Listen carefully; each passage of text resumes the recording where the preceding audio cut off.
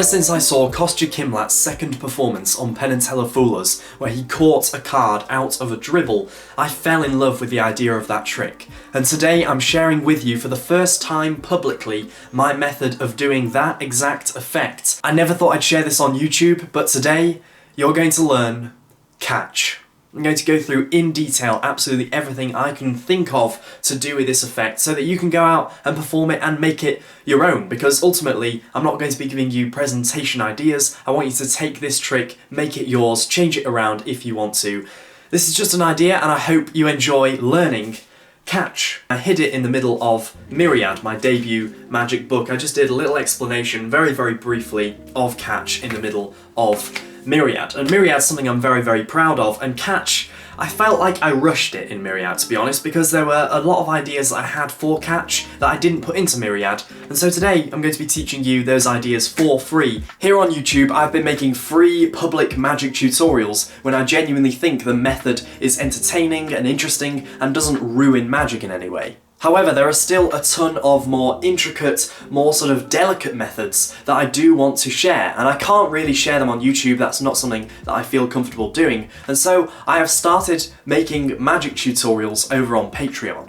There are more than 50 tutorials planned for Patreon. It's actually incredible. I've started to compile together all of the things and creations that I want to share on Patreon, and it's only $5 a month. When you join the $5 tier, you instantly get access to the full second deal project. That's 11 videos, there's going to be more added to it, and that's worth £12 on its own. So the second deal is more than double a 1 month subscription, and you get a load of other tutorials. There's also going to be a follow-up, a sort of sequel to the second deal project called the Top Change project. That is going to be available on there. It's going to be very similar to the second deal in its sort of style, a playlist of videos that I will continue to add onto and come up with new ideas, and that will only be available on Patreon. It will not be on sale anywhere else. As well as those 2 video series projects and the more than 50 other magic tutorials I have planned for Patreon, I'm also going to be releasing my book chapter by chapter. This is PS, I'm going to be releasing it one by one every single Friday over at Patreon. So if that sounds like something that you would be interested in, then you can click the link in the description. Join up today, it is $5, and it would mean a lot to me. To sort of celebrate the launch of this club, I guess, a club, the Cavern Club. We're not calling it the Cavern Club, that is very cringy. So to celebrate the launch of this whole new way of me teaching magic, today I'm going to share with you for free a way of catching a card out of a dribble, which is something that Kostya Kimlat did on Penn and Teller Fool Us. I absolutely adored that, and his way of doing it is completely genius. This is not me revealing his trick in any way, this is just inspired by him. It is a completely different method, and I still have so much respect for the way he did it. It is absolutely mind-blowing. He really is a genius when it comes to magic, so massive respect to Kostya Kimlat. I love his work. I've got so much respect for the guy. This is a different method to a similar effect, and it's something that is a lot of fun to do actually, and it's something that I've done at a lot of magic gigs, but I'm doing less lately, so I thought I'd give this secret away to you guys so that you can start performing this at your magic gigs, to friends, to family, to whoever you want. Let's get into how to do catch. So I'm going to start with the very basic version of how to do this trick. This isn't the way I do it now, but this is the first idea I came up with, and it'll help you understand the actual version that I'm going to teach you in a moment. This is the one I taught in Myriad, and it's very dumbed down, it's not very good, but it will help you to advance a little bit. So the very basic method is that the deck is gimmicked. This is not an ordinary deck of cards, because actually it's a one-way force deck. This is just the basic method. This isn't how I did it in the performance, obviously, because I show all the cards different in the other performance. All of these cards are the same, so no matter which one I pluck out of the spread, it is always going to be the Queen of Spades. Obviously, it doesn't need to be the Queen of Spades, it can be any card repeated throughout the deck, but this is the version that I'm going to start by teaching you because it is an underrated method. What do I mean by an underrated method? It's a method that not many magicians will think to use, because some people will be groaning at this point. Some people may even be writing a comment saying, "Oh, that's a stupid It's not a very magician-friendly method, and it's not a method that many magicians will feel comfortable using, but this is not something that a spectator will suspect that you're using because it's almost too obvious. It's almost too bold, too daring to have 52 of the same card. No one will think that you're brave enough to actually do this. And when I perform this version, or when I performed this version, I don't perform it anymore, when I performed this version, I would hand this deck out to be shuffled. Now granted, the first time I ever did this, I was caught because I handed them the deck and I said, give it a shuffle. They started to shuffle and literally, instantly, just went, the cards are all the same. And I played it off as a joke, but the trick had gone wrong. And the way that you should do this is hand it to them and say, shuffle under the table. The way I started to do the trick after I got caught was, I gave them the deck and said, shuffle under the table. Cut it, do as much as you want. So they put their hands under the table and they start shuffling, and obviously, because their hands are under the table, they can't see that all the cards are different, but also it reinforces in their mind that I couldn't see the cards. So you need to justify that reason for putting their hands under the table, not with, so you don't see the cards, but with, so I don't see the cards. This is especially powerful when they've chosen a card, obviously in this case it will be the Queen of Spades, they put it back into the deck and then they shuffle under the table. Because to them, the reason they're shuffling under the table is so that you can't see where it was, which seems really, really fair. At this point, there's no way you could know where the card was because the cards were hidden when they were shuffled. The only risky moment, really, is when they hand the deck back to you, because there's a chance they might see the bottom card. And if they do, that doesn't matter. You take the cards off them, you give them a cut, it's fine. I understand that this is a scary trick to perform because there are many things that could catch you out, the trick's called catch, that was not intentional.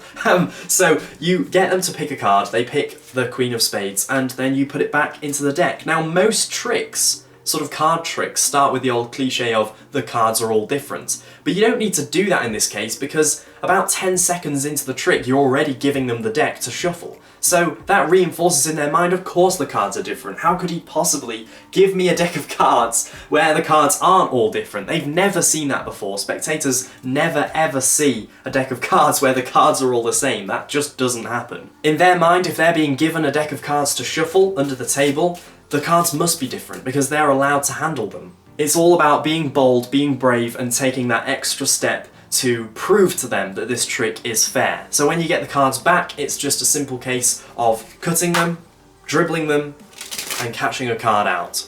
If at this point you want to go into a deck switch, that is completely fine. I don't blame you whatsoever. If you want to end clean and then go into other routines, that is fine. You can even switch a deck that's normal, that's in new deck order, with a Queen of Spades missing as an extra kicker if you want to. So you can add the Queen of Spades back in new deck order, spread them, and not only does that reinforce that the cards are all different, but it's also an extra trick, because they just shuffled the deck and now it's in new deck order. I don't think you can really get more powerful than that. Now, I'm not going to teach a deck switch in this video, but over on Patreon, I've got a couple of deck switches coming. But if you already know a deck switch, you can do that at this point and end completely clean. So that is essentially the basic, the very, very basic version of catch with a one-way force deck. However, there is another version, which is the one that I would prefer to perform now because you can show the cards as different. It does require a little bit of sleight of hand. It doesn't require a deck switch. There's no actual deck switch needed for this, whereas for this one, obviously, you're probably going to want to do a deck switch.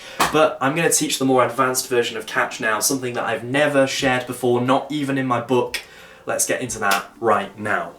For this more advanced version of catch, where you can show the cards different and it doesn't require a deck switch, you're going to want a bunch of the same cards, and you're also going to want two duplicates that are different to these cards, and then a bunch of cards that are just all different, all ordinary cards. And here's the setup.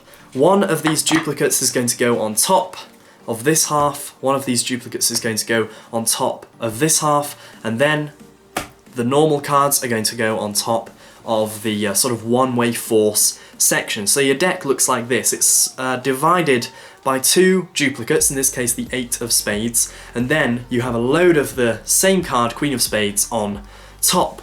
I created this version of catch specifically to avoid having to do a deck switch, because essentially you have two decks of cards built into one. Now I played around with the idea of having a sort of double face deck of cards. That didn't really work that well. This is the best version I came up with the 2 dupes and the sort of section of cards, and this is the section of cards you're going to be catching from. But before we get into that, it's time to show you how to do a display of all the cards so that they all look different. Now I said this involved a little bit of sleight of hand, and that is correct, it does involve a bit of sleight of hand. You're going to start to spread the cards, that's not the sleight of hand, don't worry. You're going to start to spread the cards, and then you're going to execute a pass. At this point, if you're here just to find out how the trick is done, this is probably going to lose your interest, so you can stop watching now. But if you want to learn how to actually perform this trick, if you're a magician, if you're interested in performing, the rest of this video is for you. You're going to start to spread the cards, and then when you get to roughly halfway, so I'm roughly at halfway now, you're going to close and you're going to execute a pass. And that right there is the pass. Now it's a very sort of slow pass because remember, this does not need to be done in full view of everyone. The spectators aren't burning at this point. The reason you stop spreading is because there's a moment of distraction. You're either going to ask them a question or you're simply just going to stop and just say, now you want to see the cards are different. And then you spread even more, and this time you're showing the bottom half of the deck. At this point you don't really need to do a pass, but it is preferable if you do. You can just cut the cards, but I don't think that works nearly as well. So if you know the pass, then definitely use it in this situation. And what it does is it essentially swaps the halves of the deck over. So now we have this half of the deck on top and then the different cards. So now you can continue to spread from halfway and apparently show the rest of the cards as different. I always like to do that, I don't know why. But you can do that and you can show the rest of the cards as different. Now obviously, they're looking at the same cards, but they're not going to think that because no one is memorizing all the cards. The only card they might memorize is the top one, and that card hasn't changed. That's why you have 2 duplicates, because these halves of the deck can be swapped over in a simple action and no one really notices because this card is the top card. Now at no point should you be going, look, the top card's still the same. Don't draw attention to it, it's just a little psychological, little subtle thing just to remind them that this is the same order of cards so that you can spread, oh sorry, the halves are the wrong way around, so that you can spread the bottom half of the deck and just show them that these cards are different. It's subtle, it's psychological, it's something that you don't need to draw attention to, but it really adds to this whole idea that the cards are different. And you can also at this point show that the cards are really shuffled as well, or in no particular order, and now it's time to have a card selected. At this point there are 2 things that you can do. Because the queens are now sort of at the bottom of the deck, you can turn it over and you can just have them take a card from near the bottom. But if you're worried that they might be one of the awkward people that wants to take a card from up here and doesn't want to change their mind, then you can quite simply just cut the deck. Now this is why you might want to make these 8s a short card, because you don't particularly want to be riffling through, but I don't think that's too much of an issue. You can riffle to about halfway, that's not exactly halfway, but you can riffle to about halfway and just assume they're not going to take one of the top 5 cards. So you can just cut the deck and just say, take any card. And they're not going to take one from here because you're not offering from here. You can just do it one-handed if you want. You can just say, take a card. They take one and you know instantly that that is going to be the Queen of Spades. They can shove it back in, and then at this point you're going to lose the queens, all of them, into the middle of the non-queens. You can do that by riffling and just shoving them in the middle, or you can cut the deck, it does not matter, so long as you end up with something like this, with a few different cards on the bottom, then queens, and then a few different cards on the top, and that's pretty even. So long as the center portion of the deck is queens, you're pretty much set to then catch.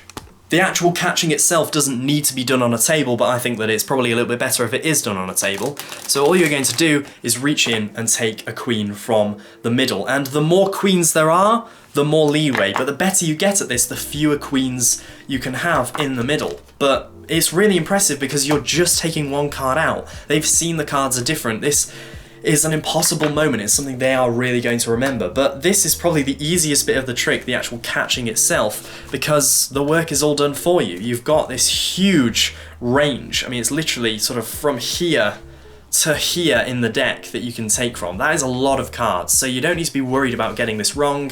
If you are worried, you can add in a few more queens, but as I say, the more confident you are with this, the fewer queens you have to have. At this point, you want to gather up the cards and just quietly spread them to yourself until you hit that 8 of spades. And at that point, you can cut those to the top, and you're pretty much reset. The queens are now at the bottom, so if you wanted to do the full routine again, it's just one cut and you're completely reset. That is the reset for catch. That's the whole of catch. That is catch, and I really hope you enjoyed learning this trick. If this is something that you are going to perform, you can make sure to tag me on Instagram so that I can see you performing this. I'd love to see you do that.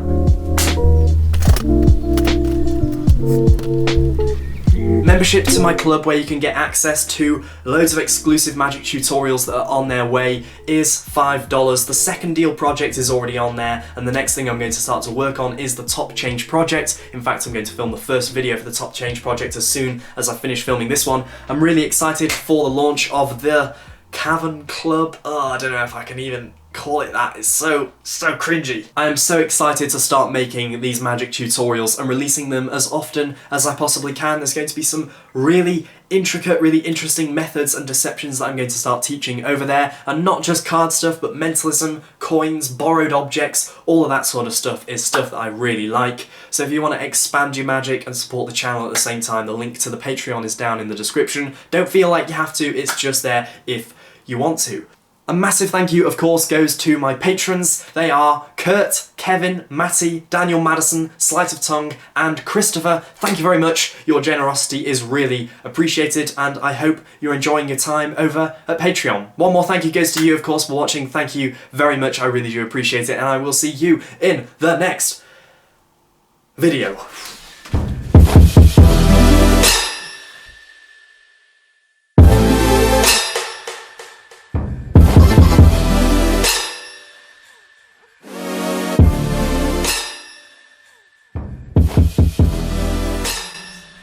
Soft.